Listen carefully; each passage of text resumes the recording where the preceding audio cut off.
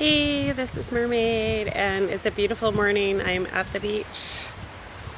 It's the day after Thanksgiving, and look how pretty it is. You can see the ocean in my background. I'm at a true mermaid place. You can see the jungle in my background as well. I'm in a magical place in Hilo. I'm really grateful. Thanksgiving has been wonderful. God made it great. And I was talking to a friend that is really special to me, and we had some really friends that were special to me, and we had some amazing talks. And I was talking about an old friend of mine named Armon. And wow. So it's really special because I didn't even know she was friends with him. So it's this like, really? Wow. Yeah, we have both been here for a really long time. I moved to this island in 2002. My grandma lived here, born and raised in Oahu, Portuguese, Vasconcelos. So anyway, we can go back on the old stories because we've been here a long time. It was her longer than me. Anyway, so we're talking about Armon. And I was a very close friend of his, and he used to call me his star. Well, he called all the girls that he was close to. He called most of them all stars.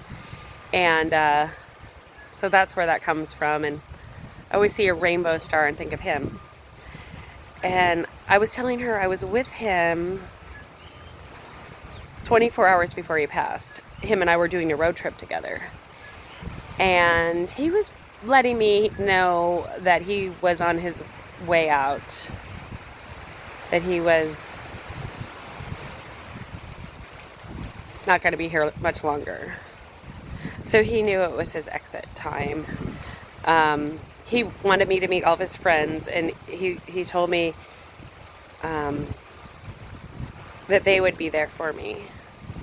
I remember he had one more wish before he died, and well, he wanted me to take pictures of him, and I didn't quite have enough time to get it all together, and he also asked me to help with his memorial, and that was really beautiful. He met my grandma, and they got along. It was cute. And so I did. I helped with his memorial. I did. I mean, his first memorial, he had two, and I saw him as a gold dragon. And so I had a small memorial with a group of his friends and his tribe, and we played music, and this was probably a month or so after he passed. And it was at Kahana Point, or Kalani Point, I'm sorry. And I had this big gold dragon. And I'm like, goodbye, Armon, from your tribe. You're the Rainbow King. And I felt like he was this gold dragon. And we played music, and it was really beautiful. But he was such a great guy, and I stayed friends with him. The whole time I knew him, I stayed friends with him, and he's such a great guy. He had this funny voice, and really interesting guy. And considered the king of the Rainbow tribe. And so I went on this road trip with him. And all we did, 24-hour road trip, we camped in Mackenzie Park. We camped there. We saw people along the way, and one of the people we saw that day, we saw a girl named Star, and that was interesting. And we saw some other stars along the way, and it was just this really interesting, like run out of gas, on the road, oh, now we got to figure it out. And it was very much a hippie road trip. And during that 24 hours, like, all we did was, he drank the beer mostly. I had a little bit, and then I ate one Snickers bar for that 24-hour trip. So apparently he was a go, go, go, and didn't need to eat much. I was like, wow, I can't even keep up with this guy. Like, whoa. And yeah, so I remember right before he passed, and I remember the people we ran into, and he invited me down to the Seaview lawn, and of course I didn't know it was the end. So I didn't make that trip because I was like, oh, I'm so tired, I just need to rest. We just got back from the 24-hour road trip, and so he told me what it was like to be a gypsy. He taught me what it was like to be a gypsy. He taught me what it was like to be like a gypsy wife. He taught me, like, I wouldn't have known. He was telling me, like, how innocent I was. And I literally, like, when he was telling me how innocent I was, he said I saw a spirit. I saw a spirit of, like, it's almost like a light. Like when he was telling me this story and honoring me as a person, and I literally saw this light go into my heart that came from him. I saw this light go into my heart and just heal it. And it was just like a split second. And it was from him, his spirit. And I just saw this light just go into my body and just like heal me where it hurt the most. I was like, whoa, I know that happened. Very intense. And I'm sure that was because he wanted me to heal. He felt like he wanted people to love me. Like, I wasn't accepted as much by the community, and he wanted to change that. He felt like I got a bad rap, and he wanted me to be accepted. And he was so funny, and I love the Armon voice. I love the Armon voice. It's like this, it's like, I know some people could really do it. And he was like a storyteller, and he would stand on top of Kahana, like, as people would walk up, and he'd like tell stories to teach people things. And it was so funny, and he had to be there, but it was like, hey, it was like wisdom. It was stuff from God. It was like everybody, he has an extreme personality. So people would feel one way or another, and I was always consistently showing love, and that's why he had me there at the end. And so I felt everything the day he died. So because I was with him for 24 hours. 24 hours before he passed, I was with him on the road trip. And so I felt everything as the day he died. I felt every single thing. I knew exactly where it happened. I felt it.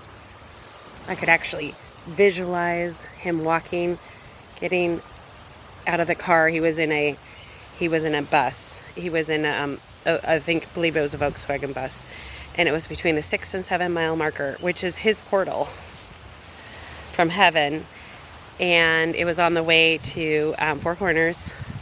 Well, but they were coming back to town, and they went off the road on a cane field, and then the car crashed. And so the car crashed between the 6 and 7 mile marker, and he was injured very bad. And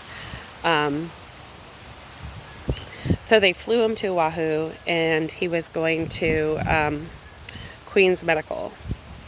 And I really wanted to go. I really wanted to go see him. I really wanted to be there.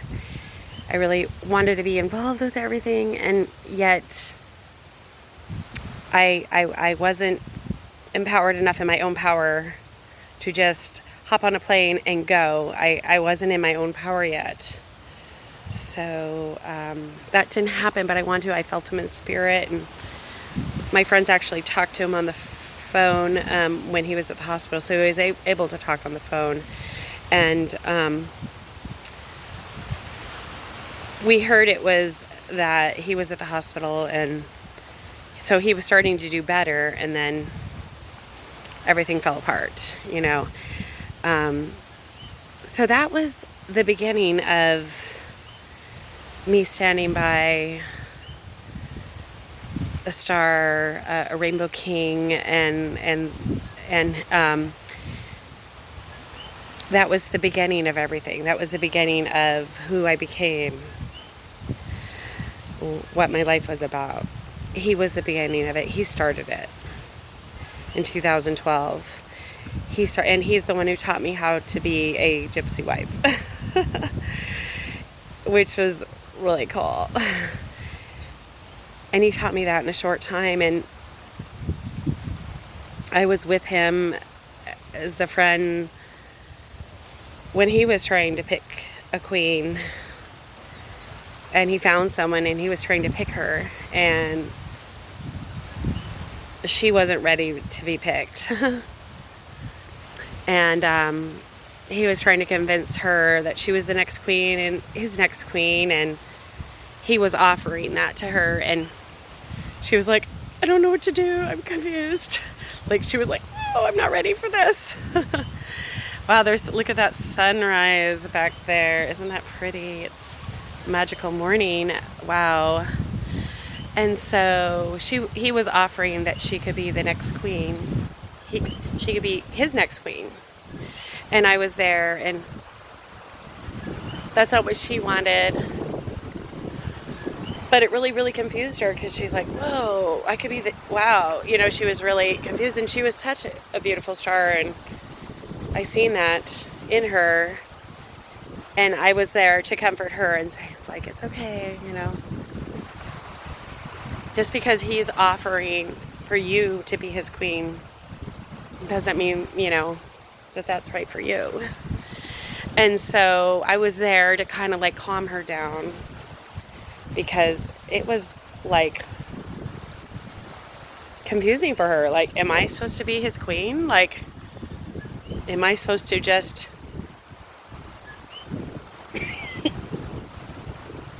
you know, be with this man? Like, she was really confused because she was young, but of age.